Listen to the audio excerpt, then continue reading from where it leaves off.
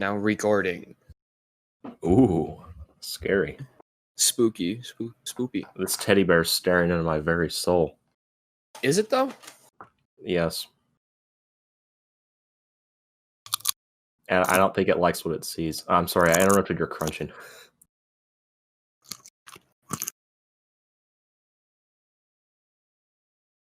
Was that it? A little bit more. Okay. This one's got queso, so it's gonna be a little bit muffled. You'll be able to hear the difference. All right.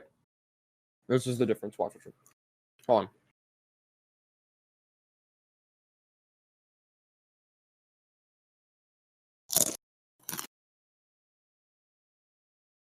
Did you hear the subtle differences? Yeah, definitely. I like that second one better, actually.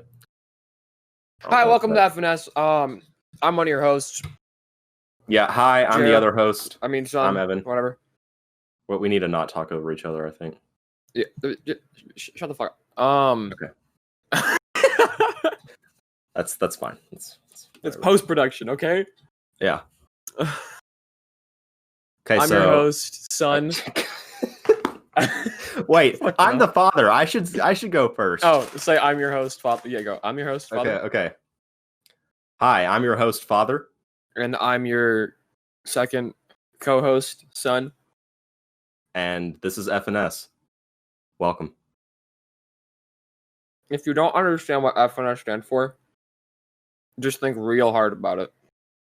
Yeah, you'll get there. It's pretty easy. If you look at the damn video, you should be able to see what it stands for, to be fair. This is why are we pretending to be like you got to really think hard. Our videos are for educated people. Educated people. They gotta guess what all these abbreviations they have stand for. Intelligent heads. Yeah. So Jer, I have a complaint, okay? You do? Yeah. But actually, before I tell you about my complaint, I have a prelude question, okay? Mm-hmm. Do you have any online classes?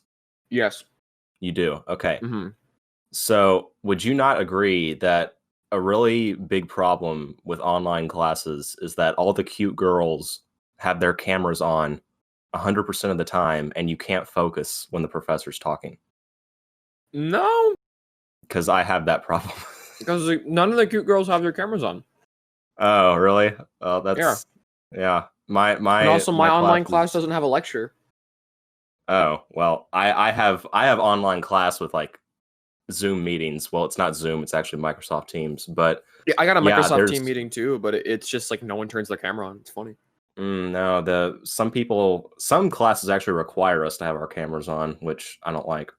But yeah, the cameras are on in some of these classes, and all the cute girls are just putting their faces right up there to the camera, and I'm just like, look, I'm here to learn.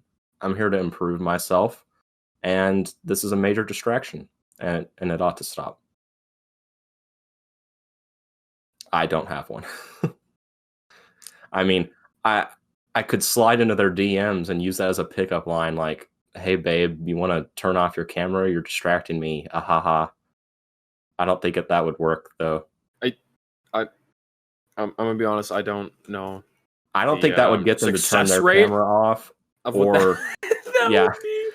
Like, that wouldn't get them to turn their camera off or go out with me. So neither of those. Like, and you'd have to go through the suffering of looking on the screen and seeing like squint their eyes, and they're reading your message, and they're just like yeah. And then you'd have to see them like click the button to block you on screen, and then like it's just extra pain. And then you just turn your mic on like, bitch, what you doing? Like, just yell at them during the middle of the lecture. Yeah. It's a really smart idea. So I went to Popeyes for the first time today. Yeah, you've been to Popeyes? Yeah, I've never been in my whole life, and I had the chicken sandwich that everybody raved about. What was it last year when it came out? That was pretty good. Pretty good? Yeah. Yeah, that's amazing. Epic. Hey, because I can do post-production editing, I'm gonna go grab my jug of milk. I'll be right back. Yeah. Your jug of milk. This isn't even going to show up because it's being edited in post-production. But that's just hilarious. Jared drinks a lot of milk. I don't know why. Jared, now you have to put this in the video, just me talking to myself while you're gone. Actually, I'm not talking to myself. I'm talking to Craig. A bit unprofessional, yes, but my mouth hurts really bad. I'll explain. I kept talking the whole time you were gone. So interesting. Maybe if that stuff is funny, you just include it anyway. I don't know. Yeah, no, of course. Usually I do that. The only reason I did it is because I'm eating Chipotle, and I forgot that I ordered red chili sauce on it. So, like, my mouth is kind of hot. Well, I was actually... I really laughed at the phrase jug of milk because it reminded me of that time that we walked to CVS and you bought, what was it, a pint or a half pint? It was a pint, yeah, of course. Yeah, a freaking whole pint of chocolate milk, and you drank the entire thing on the walk back. And I mean, maybe more people do that than I realize, but just to me, I think that's funny. No, it's mostly just me. I now carry that habit with me most places I go. Because you want to know the funny part? It's a pint of I know it's 2 pints. It's half gallon of Dutch Borden chocolate milk. I've not even heard of that brand, Dutch Borden. Well, it's Borden, Borden, and then Dutch chocolate milk. It's the one with the cow with the sunshine behind it. I thought that was True Moo. No. Is it not True Moo? No. Which one is True Moo? Oh my, Evan. Okay, Jared, look. Evan. Jared, every milk has a cow on the picture. Okay, you can't just tell me there's a cow and expect me to know. True Moo doesn't have a cow on it. It's called True Moo. Why wouldn't it have a cow on it? It legitimately just has its logo. I'm looking it up right now. I'm looking at True Moo chocolate milk images. See, look, no, I made a fool out of you. You made a fool out of yourself. Oh, this one. You done and played yourself. Borden though. I see Borden though. Yeah, you done and played yourself, son. You mean there's like a sunflower behind the cow? Wait, True Moo chocolate ultra pasteurized whole milk, 14 fluid ounces, 12 per case. Oh, I thought it was one thing. Are you about to order cost $41? I was like, what? I mean, in this economy, I wouldn't be surprised. Shut the hell up. What's your favorite brand of chocolate milk? Because I'm a Promised Land guy. Borden's your favorite. I don't know if I've ever even had a Borden, but I like the Promised Land. It's very thick. Actually, I don't know if I've had Promised Land. So I said. You haven't had Promised Land? Oh, no, I've been to your house. I've had it. Never mind. I liked it. Yeah, I was gonna say if you've been to my house and eaten stuff, which you have, surely you've had a glass of Promised Land at some point. Mm-hmm. Which, by the way, I forgot. Did you leave your Chinese leftovers in my fridge like you said? No, I took it home. Oh, you took it home? Okay.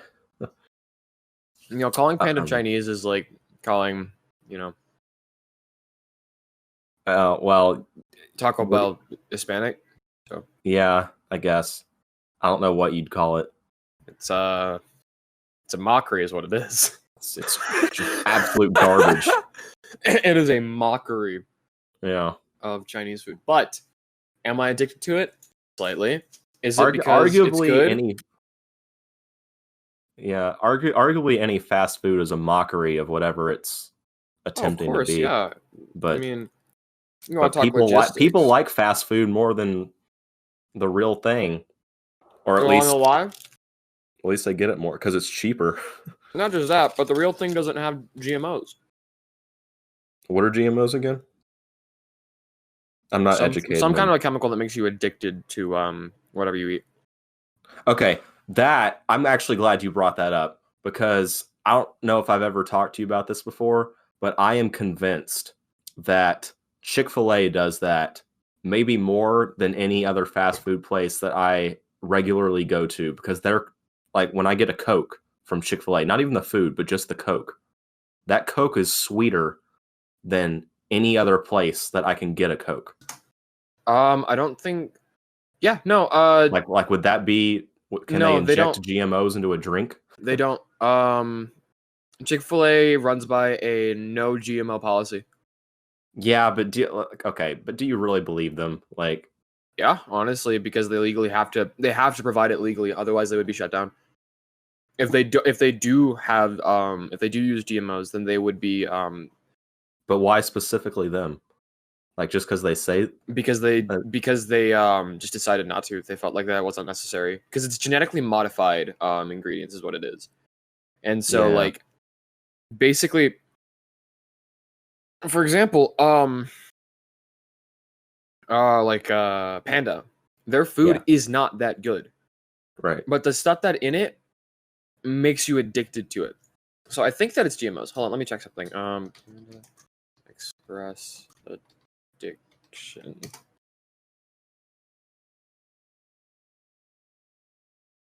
Hold on.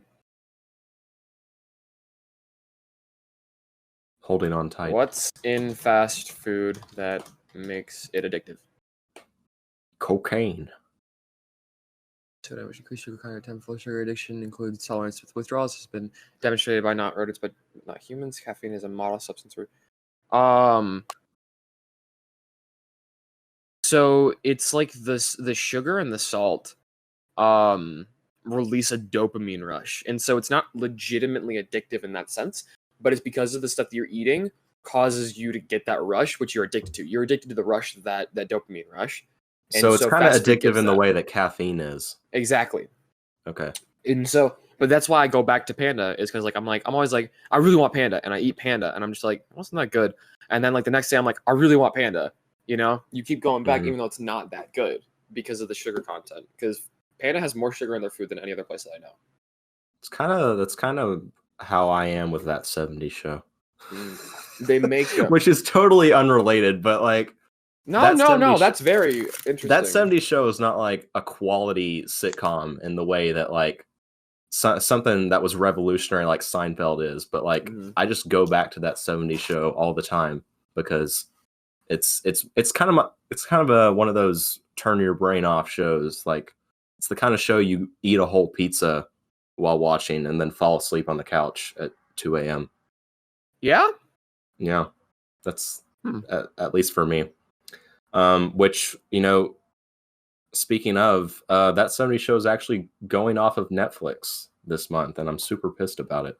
Interesting. I don't know that you've watched too much of it, but that's one of my shows, and so yeah, no, I know it's one of your shows. Kind of mad about it. It's because they lost their contract, right? They're no longer contracted to Netflix. I guess, yeah. And I would just buy the show on DVD or something, but every season costs like $30. Mm-hmm. So there's like 25 seasons. There's not 25 seasons. There's 7 seasons because the 8th one doesn't count. And that's 7? There's technically 8 seasons, but the 8th season sucks. And so a true fan only acknowledges the first 7 seasons. I don't know. Maybe you're not really a true fan. Because if you were a true fan, you would accept everything no matter what it is and just take it. If I was a true fan, I would understand when the writers totally ruined the story, and they ruined it in season 8. That's okay. You just have to acknowledge that it's part of the show. No, it's canon. There's nothing you can do about it. It's canon. Yeah, it's not canon to me personally. The writers can say whatever they want is canon. I can ignore whatever I want. Okay, actually, that's a good conversation though, because I think that's okay.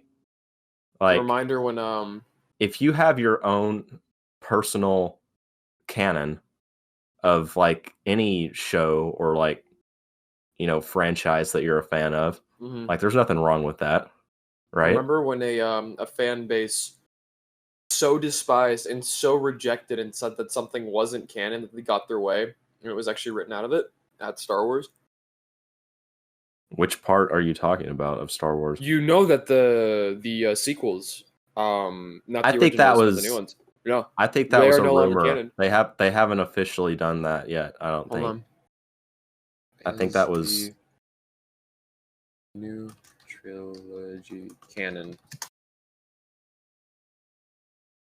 Will be removed from canon, isolated in their own alternate timeline, regarded as an Elseworld-like installment under the label Star Wars Legends. Well, Even that was June 30th.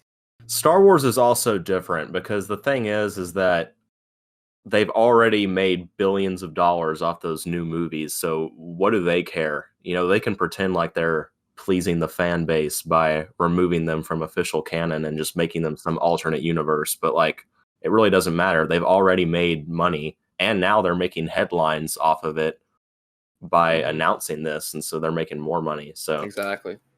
Disney just screws everybody. That's the bottom line. Oh, of course. They're the big bad. Yeah. It's gonna be us versus Disney one day. In all-out battle. Mm-hmm. And we will lose. Yeah, probably. Most likely. Because Disney's a corporate entity, you know? Mm-hmm. It was funny whenever, I don't remember who it was. I think it might have been Dr. Pepper or Pepsi. No, it's Pepsi. When Pepsi was the third largest naval... yeah, you've told me about this before. War, like the naval force in America, not America, in the world. Yeah. How long was it Russia? Was it because of Russia? They like bought some of their ships or something? Yeah. Pepsi that time that Pepsi had a navy. I looked up that time Pepsi, and it said had a navy. How Pepsi briefly became the 6th largest military in the world. This is a really good story. I'm gonna read a little bit of the excerpt, and I'll link it in the YouTube comments. Okay. Almost everyone in the world has a favorite soda that they enjoy whenever they get the opportunity, but a favorite drink worth costing military or something. Yeah, okay. So in 1959, then President Dwight Eisenhower wanted to bring our American culture to the citizens of the Soviet Union and show them the benefits of capitalism. To showcase their ideologies, the American government arranged for the American National Exhibition in Moscow and sent them Vice President Richard Nixon to attend the opening. But things were about to take a turn for the worse. Something about Nixon, yada yada. All right.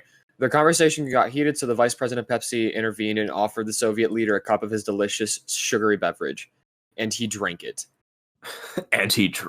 So basically, Nixon and a Soviet dude got in a big fight, and the dude, the owner of Pepsi, was like, yo, calm down, have a Pepsi. Years later, the people of the Soviet Union wanted to strike a deal that would bring Pepsi products to their country permanently. However, there was an issue of how they would pay for their newest beverage, as their money wasn't accepted through the world. So the clever country decided to buy Pepsi using a universal currency, vodka. In the late 1980s, Russia's initial agreement to serve Pepsi in their country was about to expire, but this time, their vodka wasn't going to be enough to cover the cost. So the Russians did what any country would do in desperate times. They traded Pepsi, a fleet of subs and boats, for a whole lot of soda. Their new agreement included 17 submarines, a cruiser, a frigate, and a destroyer. The combined fleet was traded for $3 billion worth of Pepsi. Holy crap. How did Pepsi lose those ships? Probably America was like, or they got... It's like, you can't do that. Wait. I want to see if it ever says the historical exchange caused Pepsi to become for a moment before they sold the fleet to a Swedish company for scrapping and recycling. So I think it would have been really badass if Pepsi was like, you know what? We're going to have a fleet. We're going to keep it. Yeah. And they could use that fleet to distribute Pepsi all around the world. Oh my gosh. Pepsi submarines? Dude. Yeah. Like okay, that's what I wanted to have seen, like an entire submarine painted like a Pepsi can. You know? Like have the decals and all that stuff. Submarine Beppis. Submarine Google that and see what comes up. Somebody's already made that, I guarantee it. No one's made that picture. No one's made a submarine Beppis. They've made stuff like Coke. We are the best soda company in the world. Pepsi. What? I can't hear you over the sound of my submarine engine. Haha. Sounds like a nice meme from 2008. Let's see how old it actually is. It's a Reddit thread. No, it was 1 year ago. Huh? Well, it sounds like a Facebook meme then. Because the iFunny format where it's like really badly cropped and everything. And just has like, Calibri over it. Well, because memes that are made these days but sound like they're from years ago are either posted on iFunny or Facebook. Yeah, that's very true. But this is posted on Reddit. I'm really surprised about that one. No, man, my view on the global Beppis takeover is that, as we are now dubbing it, is that it should have happened. It should. Hey, we would have been in a better timeline than we're in now, almost certainly. Would we, though? I mean, Beppis is like a worse Coke, right? Well, I like Coke better. Some people, Michael J. Fox likes Pepsi. Yeah. Well, they paid him to like Pepsi, so but it is. Okay, but the thing is, Pepsi owns Mountain Dew. And so, like, Mountain Dew's really good. I don't like it. I like it. So, and that means that your opinion is, doesn't matter. But okay. No, sorry, Dad. Yeah, don't talk that way to me ever again. You're grounded. Am I? Yes. Yo, I don't have to go to school. Sick. You're grounded. There's no more technology for you. You have to What? No. You have to leave this call. There's no more technology. I'm an adult and I don't live in your house anymore. I really don't want to make people think you actually lived in my house at one point. I just want to clarify, Jer never lived in my house. that's you a know fact. That I know of. It's not intentional. Like you just accepted that fact. Just like, yeah, that I know of at least. Well, if I weren't to accept that fact, I don't know. I really don't have a choice but to accept that fact. I can't debate it. You can't really know. You could never actually know. No, I find it entertaining to like the fact that I've appeared on your couch a couple of times without your knowledge or your other brother's knowledge, and sometimes not even your parents' knowledge. It's just like, yeah, nobody seems to know until you leave in the morning. I mean, that happened just last night. No, your parents knew because I walked in and they saw me. No, they saw me, but I don't think they knew you were actually spending the night.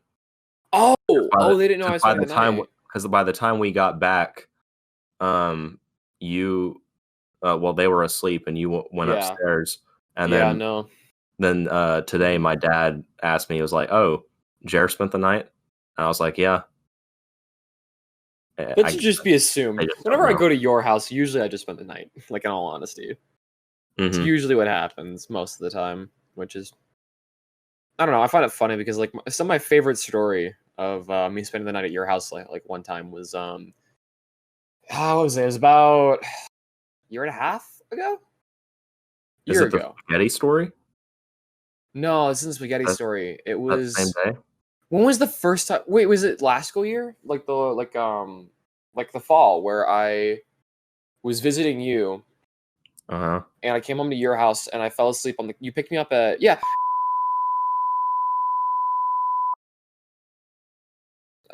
picked me up at school, and basically it was 2 a.m.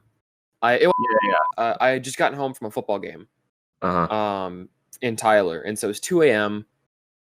I didn't have a car or a ride home. I had actually planned on sleeping, I think, in the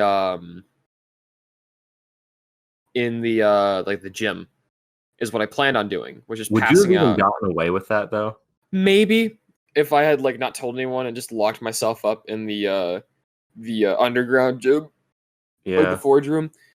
I think I could have gotten away with it. The coaches wouldn't have cared, and so I was just like, I just pass out. And then instead, I was just like, you know what? I'm gonna call Evan and see if he's up. And I called you, and I was like, "Yo, you awake?" And you were like, "Did you say I am now, or were you awake?" I can't remember. I was probably on my way to being asleep. Yeah. But like, because what happens is I use my phone for a fan, because when I go to sleep, I have to have like extremely violent levels of white fan noise going. Oh, of course. I just can't sleep. Without a doubt. Yeah. But then a phone call will interrupt that. So the fan will just stop, and I'll like wake up, jolted out of my zone that I'm in.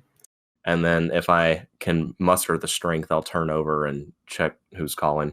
Yeah. Luckily you did. So you mustered the strength, you picked up the phone, and you're like, Well, I kind of hello. wish I didn't now, because I kind of want to have known, like, that would The experience of me sleeping in the... manage to sleep in the gym. Oh, dude, I can sleep anywhere. As long as I got a fan noise, I'm good. But no, so you picked up the phone. I was like, hey. And you're like, Jer? And I was like, yeah. And you were like, what? I was like, hey, man. I'm at the school.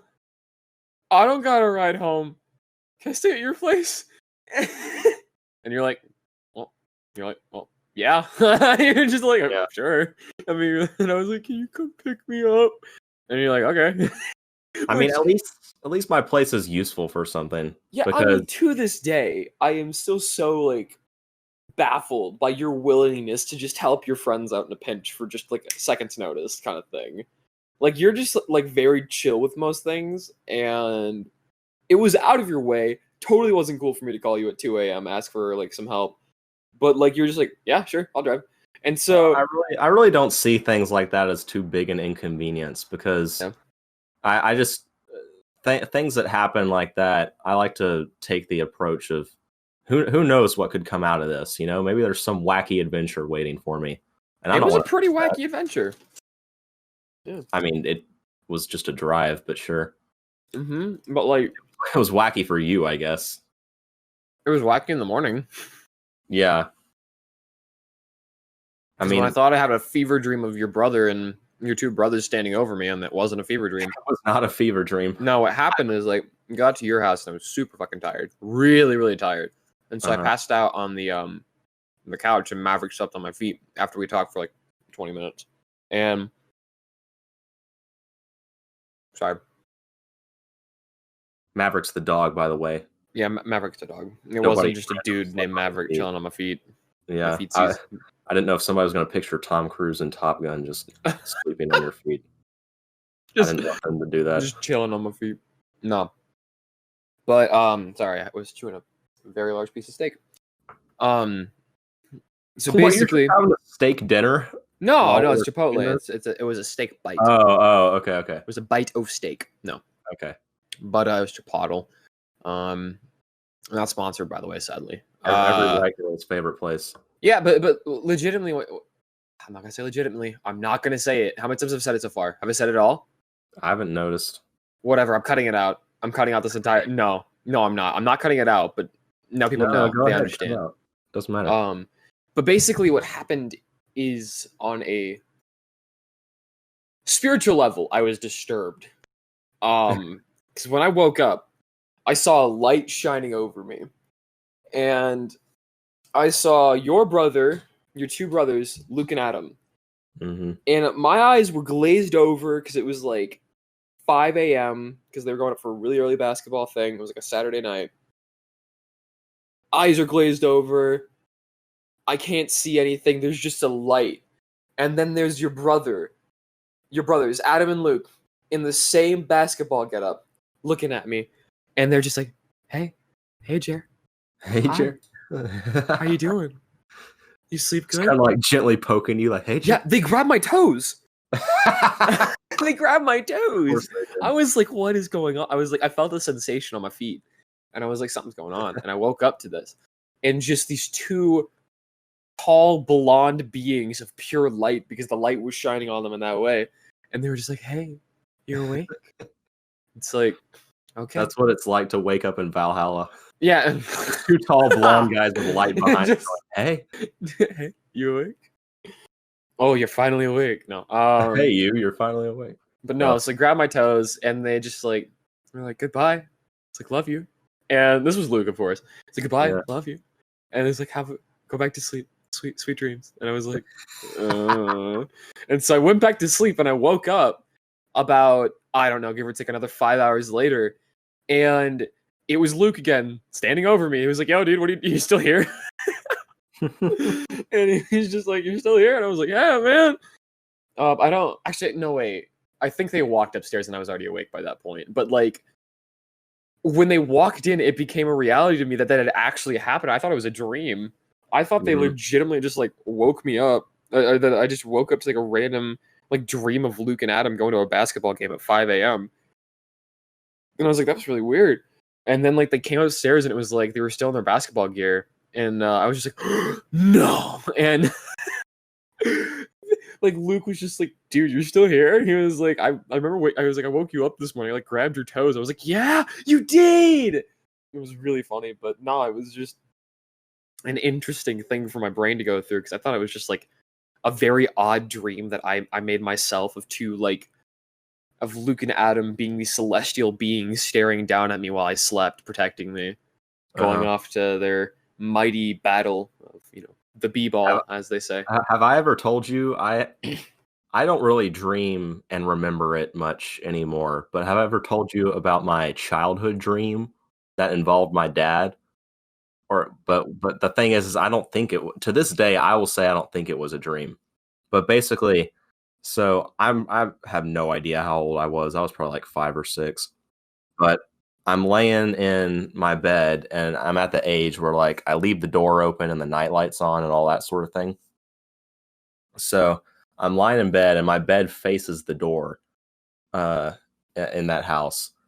And I know, don't you just like, I don't know how I slept like that, but regardless, I woke up, it was probably like 1 or 2 in the morning, and I see this silhouette walk like up to the doorway and just stand there. And I swear that I hear my name and it sounds like my dad. And so I'm just like, I don't know what he wants from me at 2 in the morning, but apparently he's here. So I'm just like, yes. And then there's nothing and there's no reply. And I'm like, yeah, what do you want? And there's still nothing. And then the silhouette turns and walks down the hall. And I'm like, okay, well, thanks for that, Dad. So I get all the way up out of bed. I go into my parents' room, and my dad's just laying there asleep, like completely in bed with the covers over him, back turned. And so I shake him. I have to shake him awake. And I'm like, hey, you were just at my door asking for me. And he's like, no, I wasn't. And like, to this day, I will hold that was not a dream, and that really happened. And I don't know if I was like visited by some spirit or if I was hallucinating that first part, and then me going to wake him up wasn't a hallucination. Like that at that point, you got 3 options, right? First option, it was a demon fucking with you, right? Okay. First option. Second option, it was, this most likely was simply just a it's called sleep paralysis. I don't think you had it, but there's things as sleep hallucinations where like your brain has a hard time differentiating between when you're awake and when you're asleep. It's the same principle between why you can but this one, like, I've had sleep paralysis multiple times. This was different. No, I know, I'm saying, but you can have hallucinations because your brain differentiates and says that this is it's like you're awake, but it treats it as if you're still dreaming. Because whenever you like a lucid dream, you're asleep, but it's almost like your brain's awake, right? Your brain's functioning. It's kind of like the reverse of that, right? So you're treating reality as if it's a dream, and different things can happen. One of my good friends, actually had multiple times would open her eyes, or open her eyes. She'd look around. She'd see shit happening all over the place, like terrifying, lucid, creepy stuff, like weird spectral creatures walking around and like vines crawling on the wall. And so she got up, she went to her desk just to like make sure, and tipped a can over and went back to sleep, just to make sure that like it wasn't just a dream. When she woke up, the can was tipped over. So she was actually seeing all this stuff in real time, was able to move during it and actually do stuff. It's kind of like sleepwalking. But that's the second option. Maybe it really isn't a dream, and maybe that's your mind in a state of like being able to see the upside down in Stranger Things or something. That'd be kind like you just go to a parallel dimension where all that evil stuff exists. That'd be very interesting.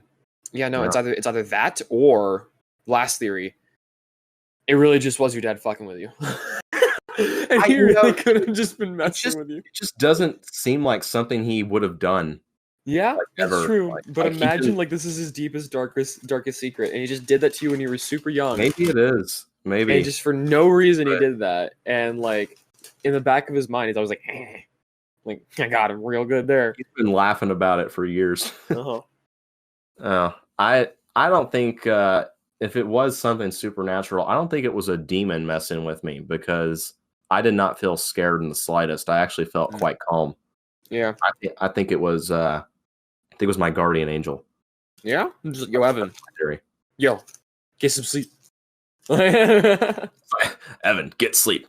I have another guardian angel story, which is why I believe it. Because it was a few years later, I was walking down the sidewalk, and like out of nowhere, I don't hear it or anything until it's like just upon me.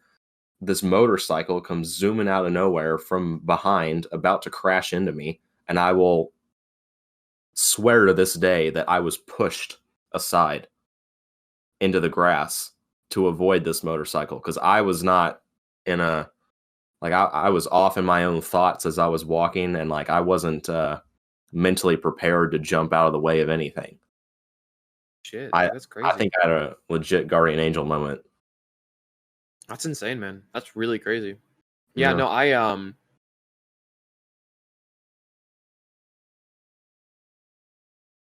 trying to think how to put this. So my dad worked for a county. I'm not going to say which or where, but he worked for a county.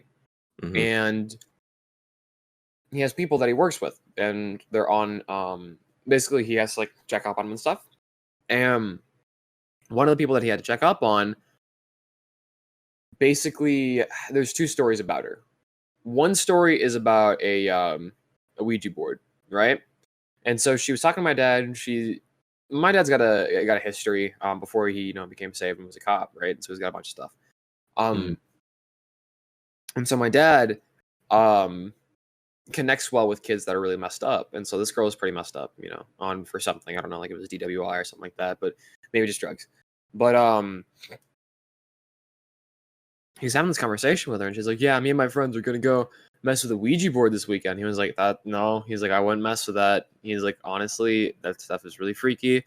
It's real. As soon as you mess with it, you open up a door. I would be really careful with that. And she was like, okay. So she goes and she does it, and she comes back like the next day and talked to my dad, and she's like, Mark, you were right. And he was like, what? And she's like, yeah, it was. She's like, I swear by it. We didn't touch it. It moved by itself. And she's like, and it said something really, really, really weird. She was like, it spelled out something, and like we asked it like who it was or what it was, and it spelled this out, and we don't know what it means. And he was like, well, what did it spell out? And she said, well, it spelled out I am. And he was like, no. He's like, no. He's like, get away from that as fast as possible. He's like, never do that again. And he was like, you want to know what I am stands for? He's like, that is the name of God. That is it's isn't it Yeshua? I am. Hold on. Maybe, I don't know. Yeshua. No, it's Yeshua's the deliverer. I am is Yahweh. Yahweh.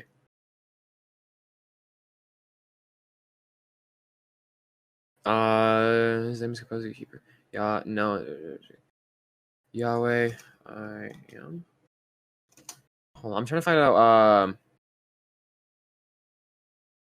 I am in Hebrew. I am that I am in Hebrew. God. Yeah, it's Yahweh. It's Yahweh.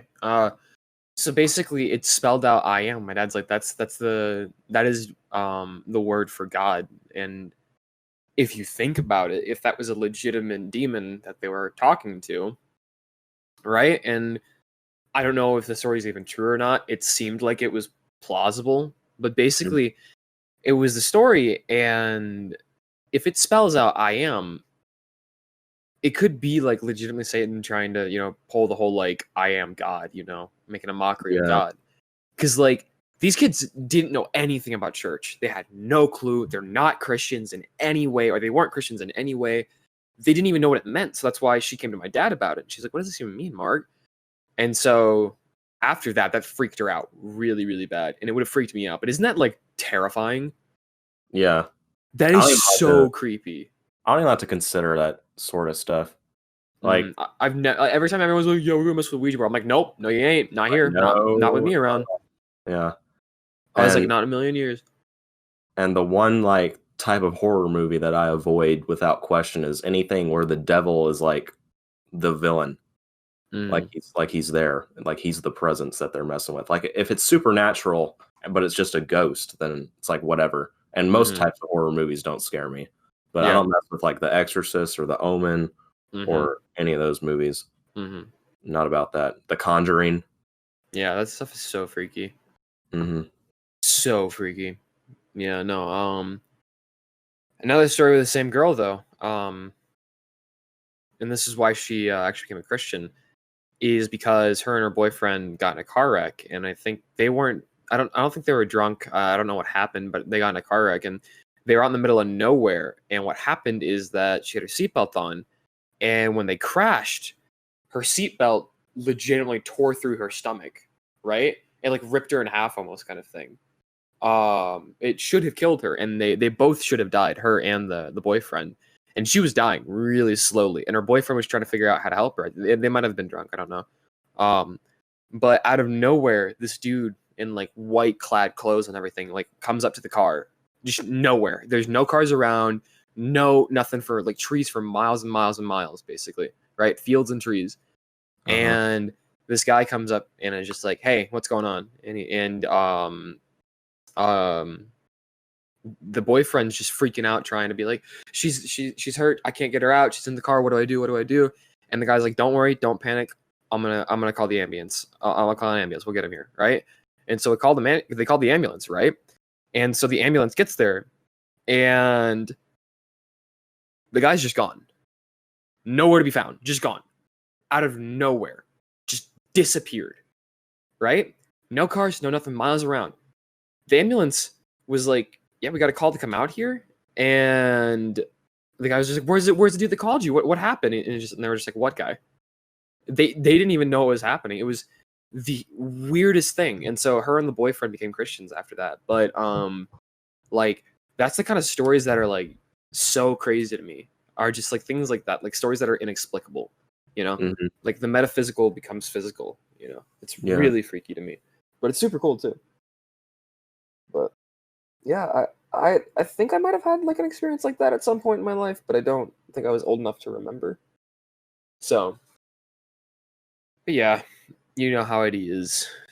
So. It's definitely like the Christians who claim that God doesn't work with like miracles or like with actually talking to people or the just the stuff that you read about in the Bible. The people who claim that he doesn't do that anymore, I think, are dead wrong. I think he doesn't do that half as often. Well, which to be fair, it only seems like he did it a lot because we only read so much of history in the Bible. No, he did do it a lot, honestly. Like if you look back, he was much more physically present in those times.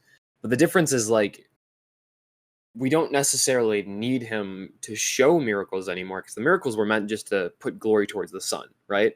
It was meant for Jesus to confirm and to show that he was the Son of God, and for people to understand that, right? And well, and it's also been put down in the book now. Exactly. Like, back then, there wasn't anything in the book. And so because of that, he used them to show those miracles, but people still didn't believe. And that's the thing, is people would see the miracles and then still not believe he was the Son of God.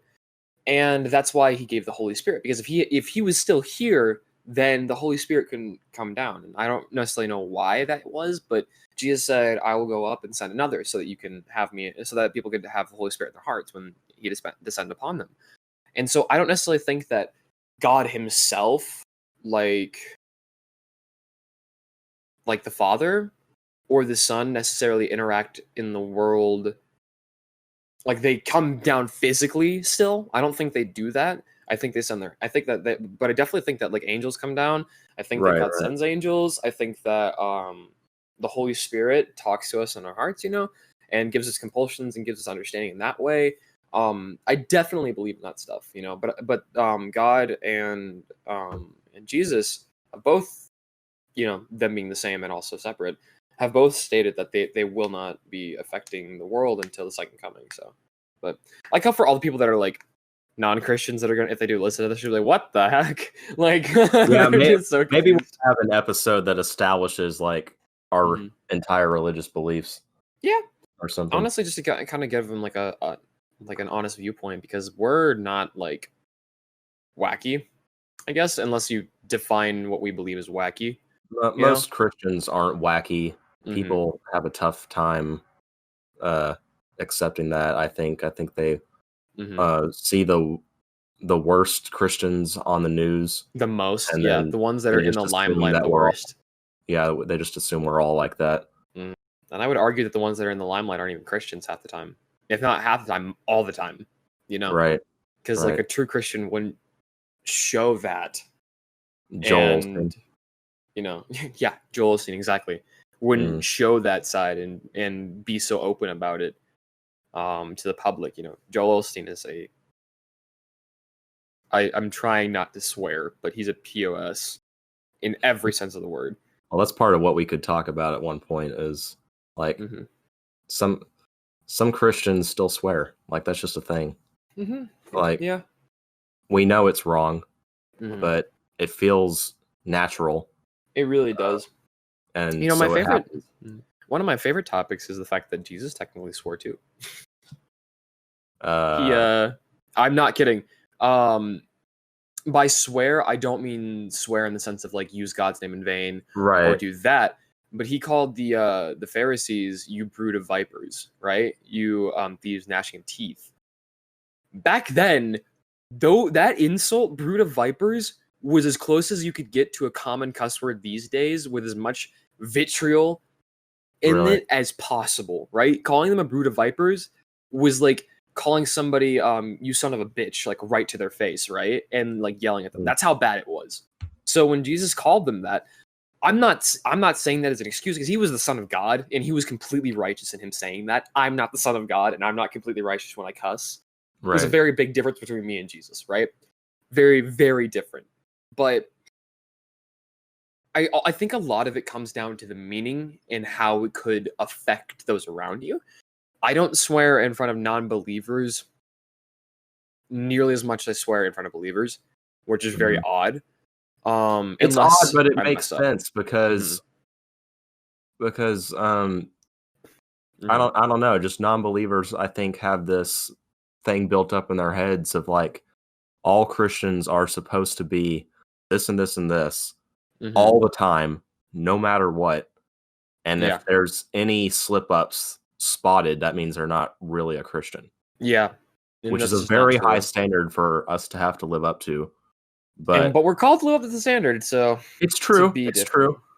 I'm not saying that it's not a standard we should attempt to rise to, but it is still, regardless, very difficult for us imperfect beings to rise to that.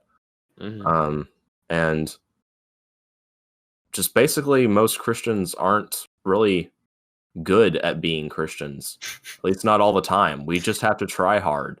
That is an just have to constantly be trying. And non-believers, I think they haven't, in a general sense, they haven't gotten that through their heads, is that it's not about us being pure. Perfect, yeah. It's about us attempting to be pure. And it's about the many, many times that we fail to do that. So I don't know. I don't know if there's any way to talk about this without trying to sound like I'm excusing, cuss words.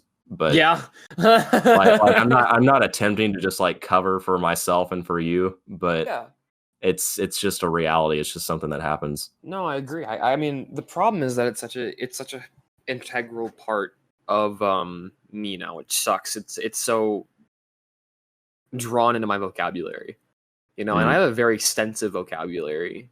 But the reason I even started swearing in the first place is because I was cool. I want to be cool. I want to swear, And then it went from I want to swear to like I actually swear a lot now to being like I don't even notice it, Like Yeah. I don't even get an odd feeling when I swear. It's legitimately it's a part of me, which honestly I don't like.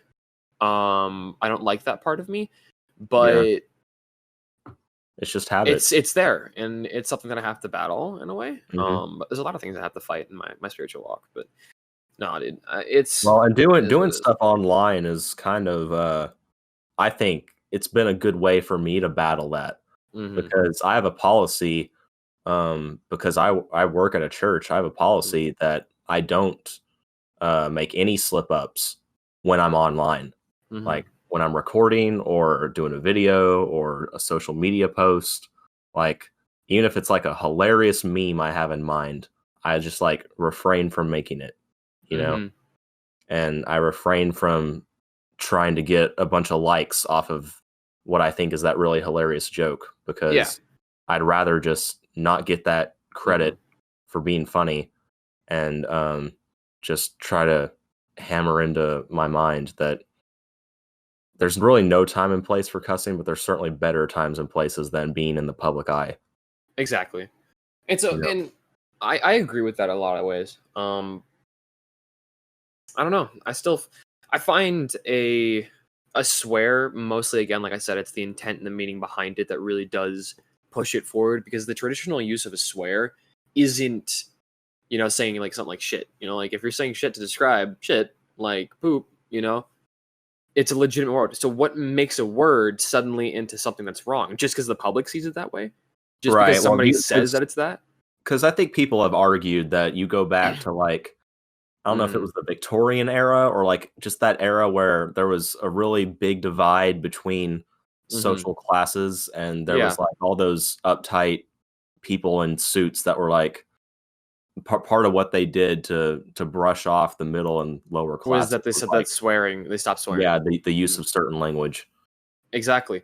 I think it's more of a modern thought that makes people think that swearing suddenly makes you a less spiritual person.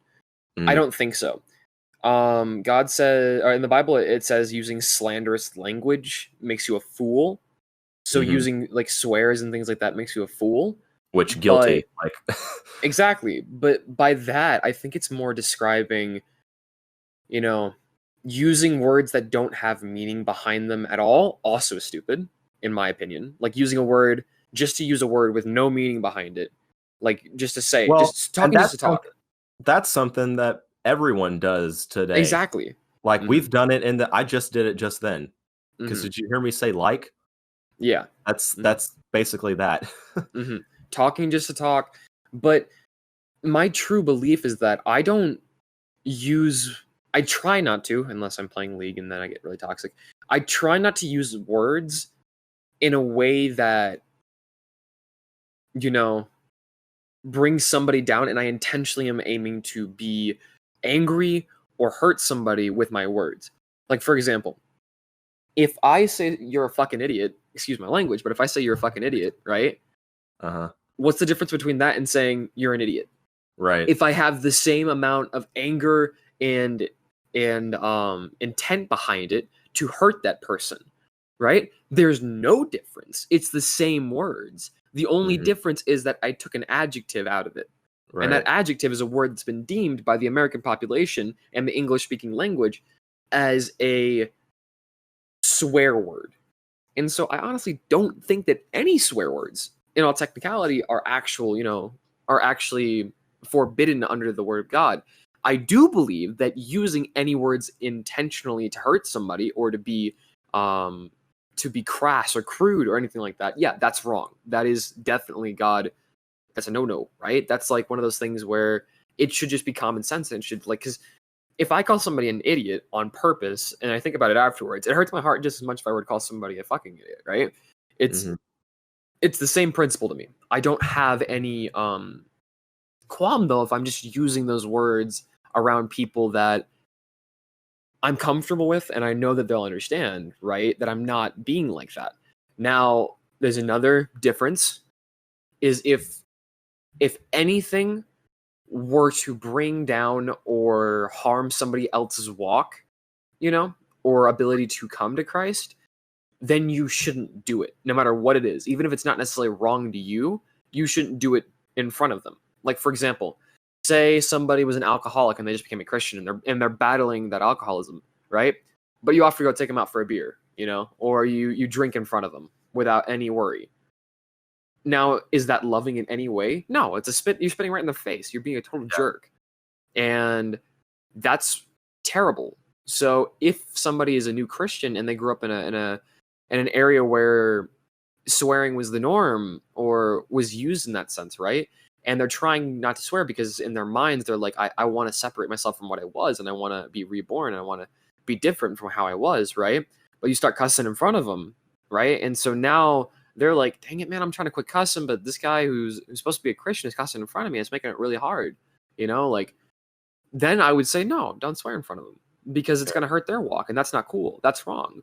And so that's why I don't typically in front of people that aren't Christians, I don't swear, or I try not to. I find myself doing it a lot though sometimes, but afterwards I usually say I'm not perfect, I'm messed up, and I make them understand. Like I at least explain to them, and not make them, but show them that I understand that this is a flaw of mine and I'm working towards it too. I'm not just doing it thinking it's completely okay.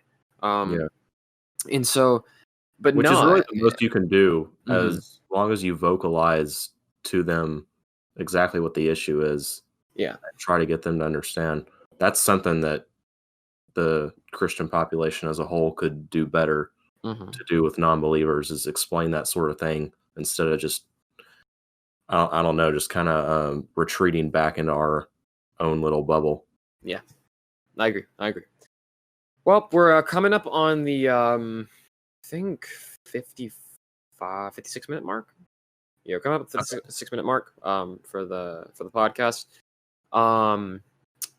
This will have been the first one. So how do we go on this one? Well, I guess should we tell everybody that like not every podcast will be this heavy. I mean, this was a fun little theological discussion, but some of them will be about stupid stuff. It'll be about nothing. Oh, of course, I got plans. Don't worry, I got plans. Yeah, I got a few ideas, and so we'll bump heads about that, and then we'll figure it out. So yeah, I guess we should probably specify that this is not our only channel or our only thing that we do. I'm gonna plug EvCo here for a second, so you go ahead and take over with that one. Okay, well, I started EvCo Productions a few months ago, which is currently inactive because it's actually